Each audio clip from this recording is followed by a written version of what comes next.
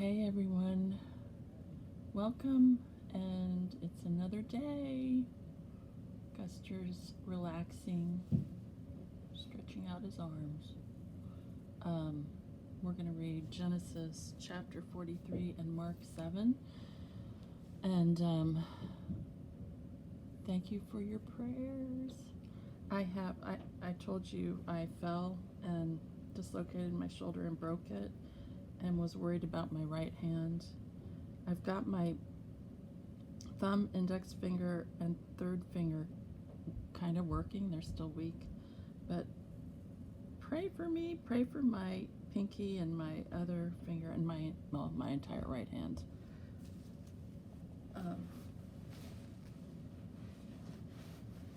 Because I need prayer.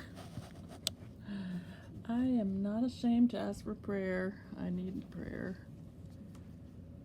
Okay, well, let's read Genesis chapter 43. But the famine in the land was severe, and when they had eaten up the rations which they had brought from Egypt, their father said to them, "Go again and procure some food for us."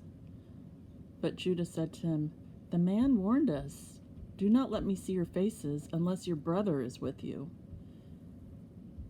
If you will let our brother go with us, we will go down and procure food for you. But if you will not let him go, we will not go down. For the man said to us, 'Do not let me see your faces unless your brother is with you.' And Israel said, 'Why did you serve me so ill as to tell the man that you had another brother?' They replied, 'But the man kept asking about us and our family, saying, "Is your father still living? Have you another brother?" And we answered him accordingly. How were we to know that he would say, "Bring your brother here"?' Then Judah said to his father Israel, 'Send the boy in my care, and let us be on our way, that we may live and not die. You and we and our children. I myself will be surety for him. You may hold me responsible. If I do not bring him back to you and set him before you, I shall stand guilty before you forever. For we could have been there and back twice if we had not dawdled.' Then their father Israel said to them, 'If it must be so, do this. Take some of the choice products of the land in your baggage and carry them down as a gift for the man, some balm and some honey, gum, ladanum,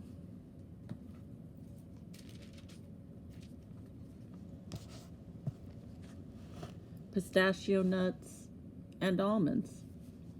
And take with you double the money, carrying back with you the money that was replaced in the mouths of your bags. Perhaps it was a mistake.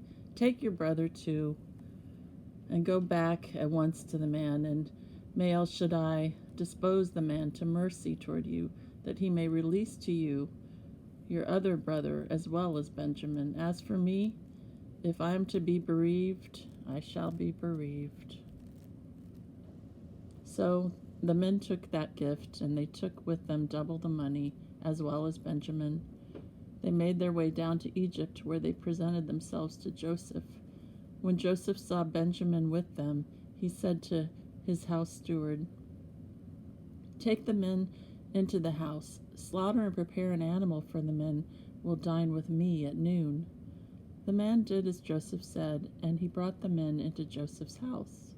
But the men were frightened at being brought into Joseph's house. It must be, they thought, because of the money replaced in our bags the first time, that we had been brought inside as a pretext to attack us and seize us as slaves with our pack animals.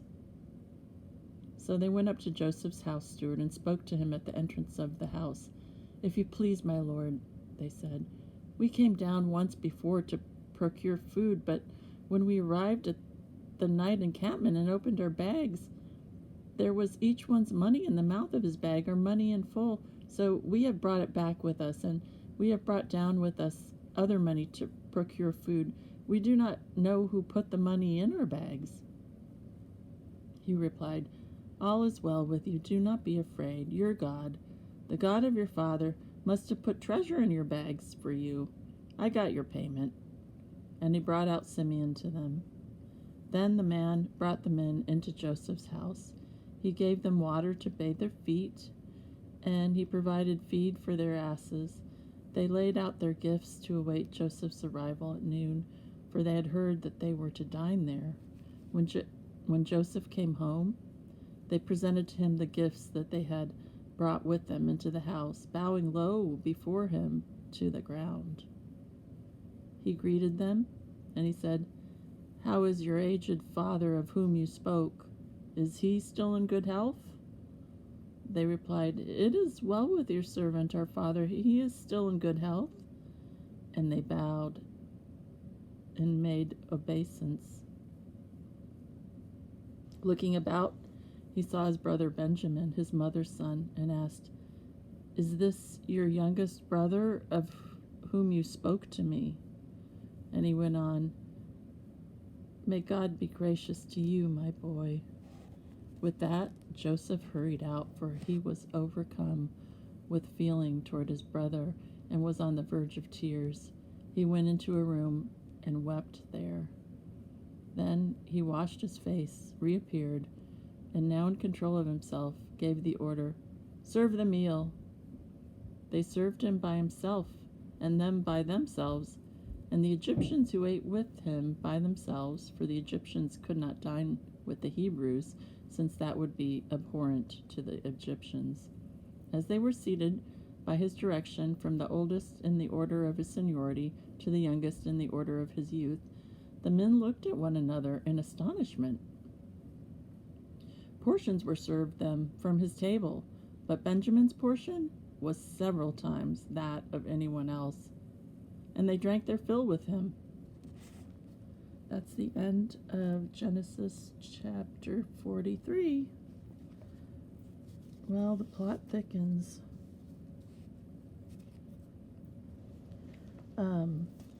I had a thought I was going to share, but now I totally forgot what I was going to say about this passage.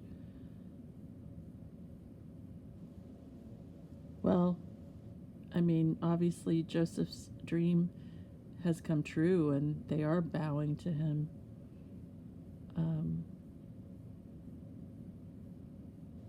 You know, it's funny. This translation, like, instead of saying donkeys, it uses the word asses throughout. It kind of throws me off. But we all know what an ass is. It's, I mean, isn't it a donkey? But it kind of throws me off when I'm reading. Okay, on to Mark chapter 6.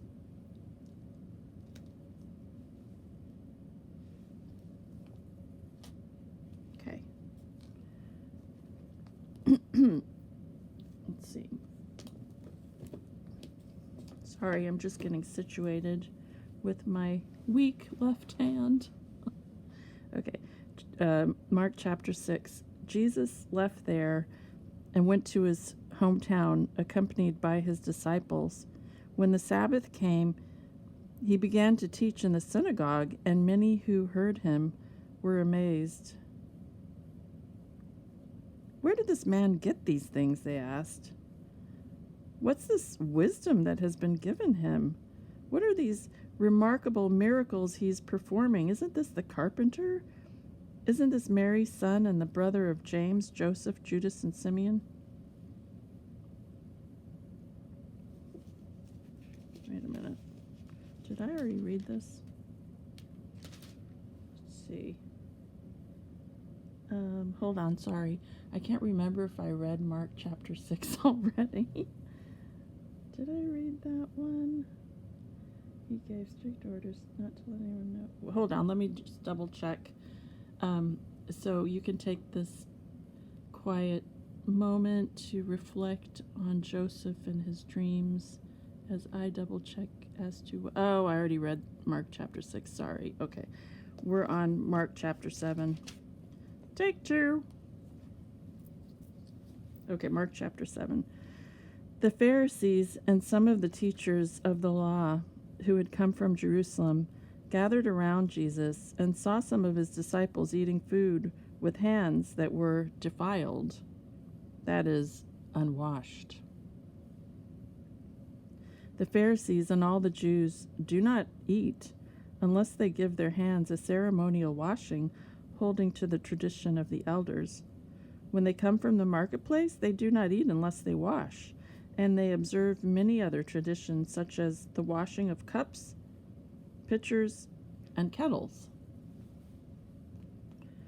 So the Pharisees and teachers of the law asked Jesus, "Why don't your disciples live according to the tradition of the elders instead of eating their food with defiled hands?" He replied, "Isaiah was right when he prophesied about you hypocrites, as it is written, quote, 'These people honor me with their lips, but their hearts are far from me. They worship me in vain. Their teachings are merely human rules,' unquote. You have let go of the commands of God and are holding on to human traditions." And he continued, "You have a fine way of setting aside the commands of God in order to observe your own traditions. For Moses said, 'Honor your father and mother,' and anyone who curses their father or mother is to be put to death. But you say that if anyone declares that what might have been used to help their father or mother is korban, that is devoted to God, then you no longer let them do anything for their father or mother. Thus you nullify the word of God by your tradition that you have handed down, and you do many things like that." Again, Jesus called the crowd to him and said, "Listen to me, everyone, and understand this. Nothing outside a person can defile them by going into them. Rather, it is what comes out of a person that defiles them." After he had left the crowd and entered the house, his disciples asked him about this parable. Are you so dull?" he asked. "Don't you see that nothing that enters a person from the outside can defile them? For it doesn't go into their heart, but into their stomach, and then out of their body." And saying this, Jesus declared all foods clean. He went on, "What comes out of a person is what defiles them. For it is from within, out of a person's heart, that evil thoughts come: sexual immorality, theft, murder, adultery, greed, malice, deceit, lewdness, envy, slander, arrogance, and folly. All these evils come from inside and defile a person." Jesus left that place and went to the vicinity of Tyre. He entered a house and did not want anyone to know it, yet he could not keep his presence secret. In fact, as soon as she heard about him, a woman whose little daughter was possessed by an impure spirit came and fell at his feet. The woman was a Greek born in Syrian Phoenicia. She begged Jesus to drive the demon out of her daughter. "First, let the children eat all they want," he told her, "for it is not right to take the children's bread and toss it to the dogs." "Lord," she replied, "even the dogs under the table eat the children's crumbs." Then he told her, "For such a reply you may go. The demon has left your daughter." She went home and found her child lying on the bed and the demon gone. Then Jesus left the vicinity of Tyre and went through Sidon, down to the Sea of Galilee and into the region of the Decapolis. There some people brought to him a man who was deaf and could hardly talk, and they begged Jesus to place his hand on him. After he took him aside, away from the crowd, Jesus put his fingers into the man's ears. Then he spit and touched the man's tongue. He looked up to heaven and with a deep sigh said to him, "Epiphathata," which means "be opened." At this, the man's ears were opened, his tongue was loosened, and he began to speak plainly. Jesus commanded them not to tell anyone, but the more he did so, the more they kept telling about it. People were overwhelmed with amazement. "He has done everything well," they said. "He even makes the deaf hear and the mute speak." That's the end of Mark chapter 7.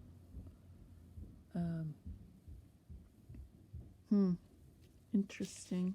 You know, when I read that passage about the Phoenician woman and what he says to her, it's always a little disarming because, or maybe not disarming, it's always a little unsettling because she's like, "Please heal my," this is me obviously talking, not the Bible, I'm not narrating right now, but she's like, "Please heal my daughter." And Jesus, like, is it, I don't know, he basically calls her a dog. I'm just,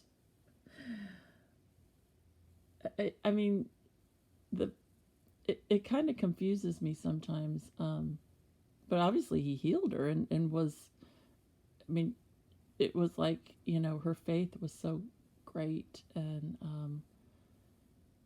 I don't know, I sometimes wonder if he says those things just to kind of test people, And I don't know. It just, historically, when I read that, I'm always like, wow, that's so not politically correct. And, it's kind of harsh. And,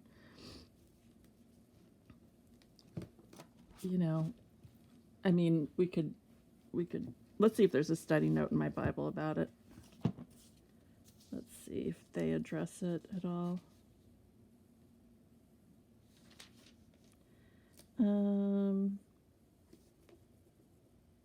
No, I don't think they don't in this study Bible. Well, no, they don't really. Yeah, I mean, he just doesn't always. He just is kind of unexpected sometimes in how he responds to people, but it's always pretty much just with compassion and healing. I'll have to look that passage up and research it and kind of find out why he responded to the woman in that way. But anyway, I'm rambling. Guster, what do you think?